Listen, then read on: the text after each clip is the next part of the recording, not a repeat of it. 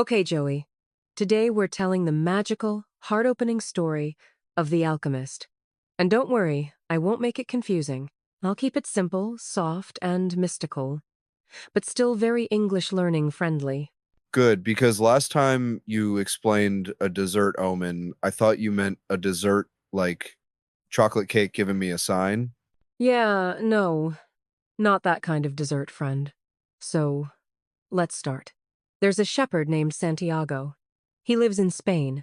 He has a simple life. He travels with his sheep, reads books, and dreams about the world. But one night, he sees a dream that feels important. Like the dream where I'm eating pizza on a flying carpet. Not that dream. This one is a message-type dream. Santiago dreams of a treasure in Egypt, a treasure waiting just for him. Ooh, now that's interesting. Treasure, Egypt, mystery. I'm in. So Santiago thinks, is this just a dream? Or is the universe trying to tell me something? Classic question. Same thing I ask every time I find money in my old jeans. He goes to a gypsy woman to understand the dream. And guess what? She says, your dream is real. You must go to the pyramids. That's where your treasure is. Okay. So she basically says, pack your bags, dude. The universe has plans. Exactly. And then, Santiago meets another mysterious man, an old king named Melchizedek. He tells Santiago something powerful. When you want something, all the universe helps you to achieve it. Whoa.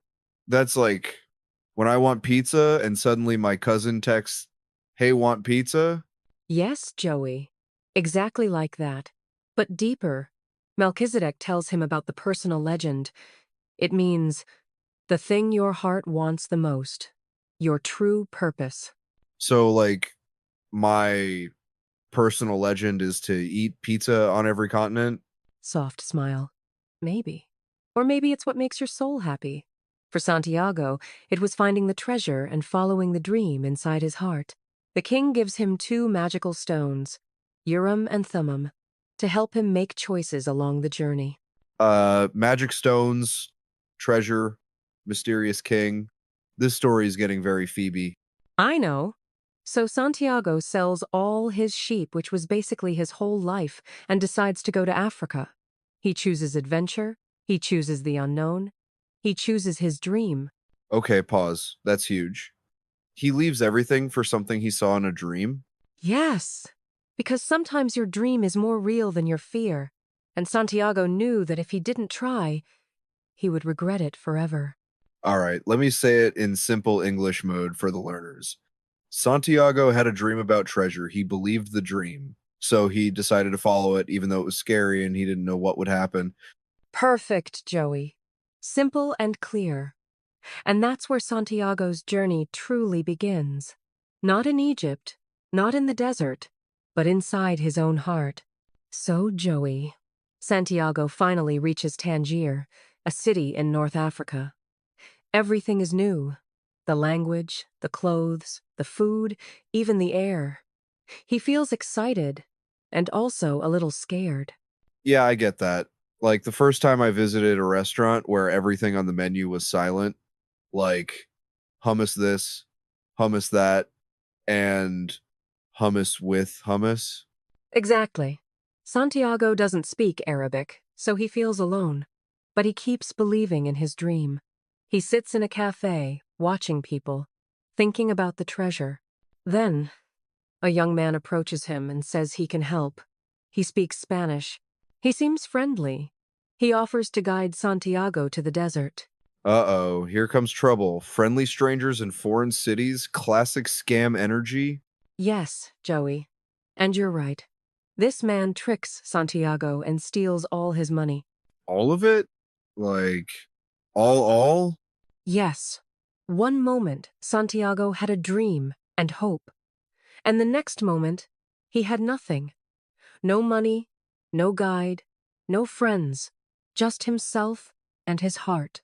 Well, that sucks. Poor guy traveled across continents and got the Welcome to Africa starter pack. No money, no clue, no language. But here's the beautiful part. This is where Santiago learns his first big lesson of the journey. When you fall, Your dream teaches you how to stand. He doesn't quit. He doesn't run home crying. He tells himself, I can't go back now. I must find a way forward. Okay, wait. Let me break it down Joey style for the learners. Santiago lost everything, but he didn't stop. He said, I will continue, I will find a way. Super simple. Super brave. Exactly. So Santiago looks for work. He finds a crystal shop run by an old merchant. The shop is dusty. Customers rarely come. It's kind of dying. Sounds like my uncle's DVD shop in 2024. Poor DVD uncle. Anyway, Santiago offers to clean the merchant's glasses. He works hard. He brings shine back to the shop. And guess what? People start coming. Sales start increasing. The shop becomes alive again. So, our boy Santiago's got skills. He basically turned the shop from May to money. Yes! And the merchant likes Santiago. He gives him food, a place to sleep, and eventually, a job. Santiago stays for many months. He earns money. He becomes strong. He learns about patience, effort, and responsibility. But deep down, his dream keeps whispering, the pyramids, the treasure, don't stop. Okay, so he's safe, he has money, he has a job, but he still feels something missing. Exactly. Because comfort is not the same as purpose. Ooh, that was deep. Say it again in simple English. Sure, comfort means you're safe. Purpose means you're alive. Nice. Okay, here's Joey's recap for learners. Santiago works in the crystal shop. He earns money, but he still wants the treasure. His heart says, don't stop here. Perfect. The crystal merchant tells Santiago he should stay forever. But Santiago says something very powerful. I cannot stop. I must follow my dream. Dang, this guy is committed, more committed than me on a diet. He uses everything he earned and decides to continue toward the desert, toward the treasure, toward his personal legend. So Joey, our brave shepherd Santiago, finally leaves the crystal shop, his pockets full of savings, his heart full of hope, and his eyes full of desert light.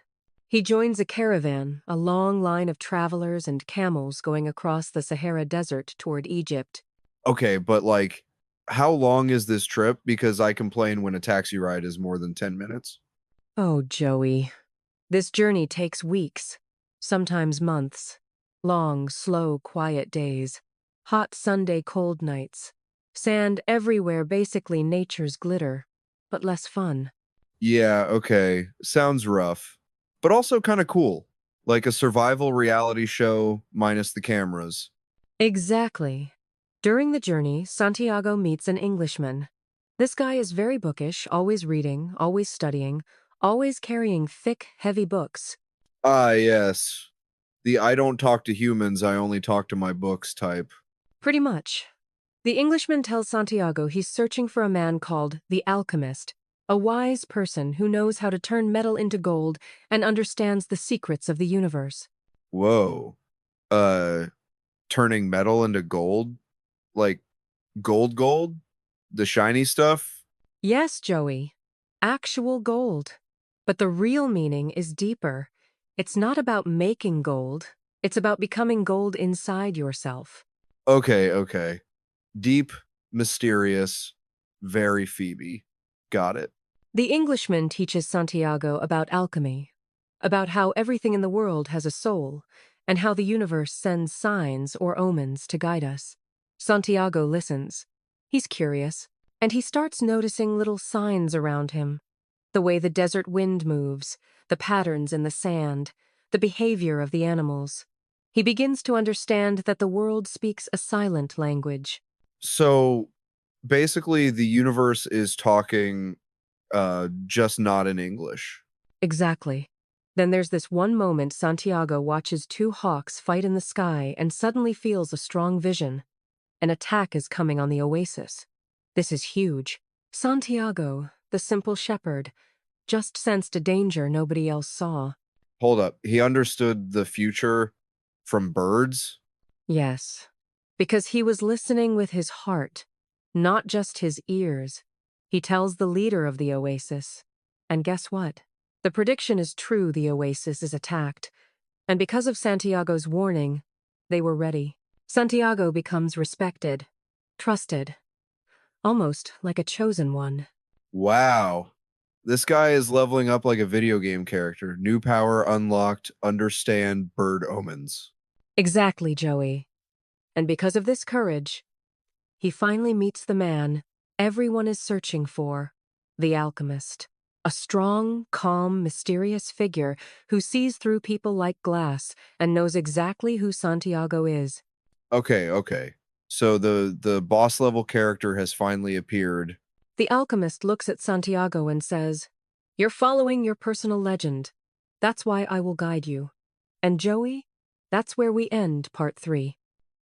So Joey, Santiago finally meets the alchemist, the mysterious, powerful man everyone talks about. He's calm, he's wise, and he looks like someone who can hear the secrets of the wind. Cool. I bet he also drinks some fancy herbal tea and meditates upside down or something. Honestly, he probably does. When Santiago meets him, the alchemist says something very simple. "You already know everything you need to know. I'm just here to point the way." Ah, nice. So he's like a really good English teacher, reminds you that you already have the brain. You just need someone to guide you a little. Exactly. So the alchemist starts teaching Santiago how to listen to the soul of the world, that silent connection between all things.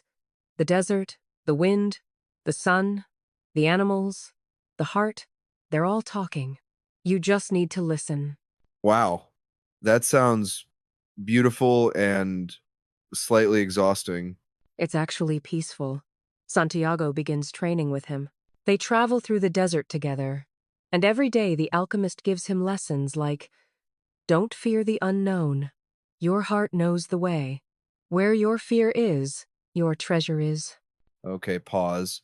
Let me say this in Joey, simple English. Your heart knows things. Don't be scared of new things. Your treasure is hiding behind the thing you're scared of. Perfect. That's the exact meaning. One night, the alchemist asks Santiago to listen to his heart. At first, Santiago is confused. He says, "My heart is scared. It's nervous. It thinks I will fail." And the alchemist smiles gently and says, "That's okay. A heart that follows a dream always feels fear. Just talk to it. Become its friend." Okay, that's weirdly sweet. Like, hey, heart, you good? Want pizza? Honestly, Joey, that might work. Slowly, Santiago starts understanding his heart. He learns that fear is not a stop sign. It's just a message saying, "This is important." Wow. Deep desert therapy. Exactly. Then one day, they are captured by a desert tribe. The tribe thinks Santiago and the alchemist are spies. Oh no. Classic adventure problem. Hello, you look suspicious. Let's tie you up. Exactly. The alchemist tells the tribe leader, "This boy can turn himself into the wind." I'm sorry, what? Turn into the wind? Is that even legal? I know it sounds crazy, and Santiago panics. He says, "I don't know how to turn into wind. I'm just a shepherd." But the alchemist says, "Believe. Ask the desert. Ask the wind. Ask your heart. They will answer." Okay, that's like your classic trust the universe moment, but with a deadline. Yes, they give Santiago 3 days to become the wind, or they will kill him. The first day, he cries. He's scared. He feels small. The second day, he listens. He talks to the desert. He talks to the wind. He feels the world move inside him. And the third day, he does something extraordinary. Wait. So our guy Santiago basically pulled off a superhero moment? A spiritual superhero moment? Yes. He stands on a cliff, opens his arms, and connects with everything around him. The desert sand rises. The wind grows stronger. The air swirls around him. He doesn't become the wind, but he understands it so deeply that the wind obeys him. A massive sandstorm swirls. The tribe watches in shock. They realize this boy is touched by something divine. Wow, that's next level. But what happens next? After this, the tribe releases him. The alchemist tells him, "You have come very far. Now you must finish your journey alone." No, don't leave him now. They're the perfect team. The alchemist smiles and says, "You're ready." And that's how part 4 ends. Okay, Joey. Deep breath. This is the part where everything comes full circle, like a spiritual boomerang.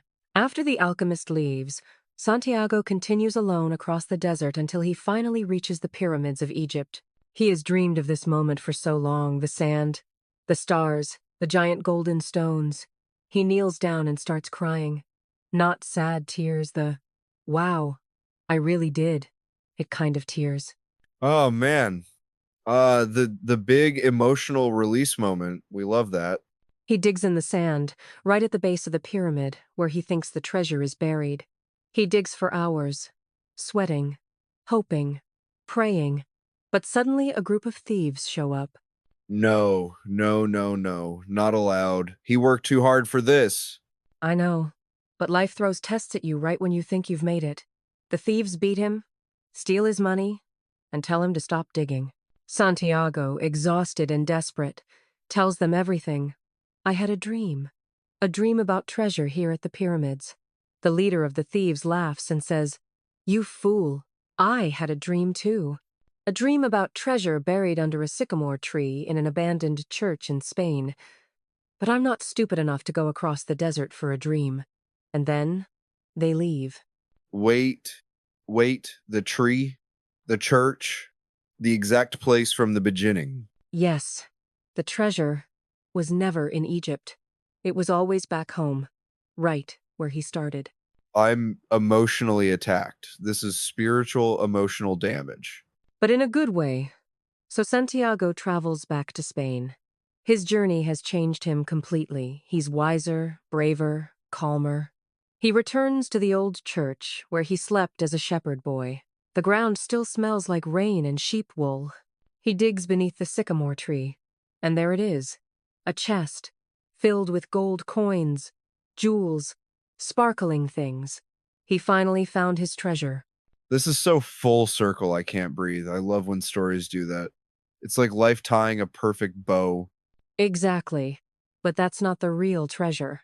The journey through the desert, meeting the king, working with the crystal merchant, loving Fatima, listening to the desert, learning from the alchemist. That was the treasure. He learned, the world helps you when you follow your dream. Fear is the only thing that stops people. Love never stops a dream. The answers we search for are often inside us. And sometimes, you must travel far to discover what was near you all along. Okay, I'm not crying. You're crying. Everyone listening is crying. Even the desert is crying. It's a beautiful story, Joey. Santiago sits under the sycamore tree, laughing and crying at the same time, holding his treasure. And then he whispers, "I'm coming, Fatima." Because now that he's found the treasure, he can return to the oasis to the woman he loves. My heart is full, my soul is moisturized, my English is improved, and my emotions are in a puddle on the floor. And that, my friend, is the end of The Alchemist, but also the beginning of Santiago's real life. And that's where we'll pause our journey for today, my friend. Santiago has followed the whispers of the desert, and now the desert has started whispering back. Every step he takes is a reminder that your heart already knows the way. We just have to get quiet enough to hear it.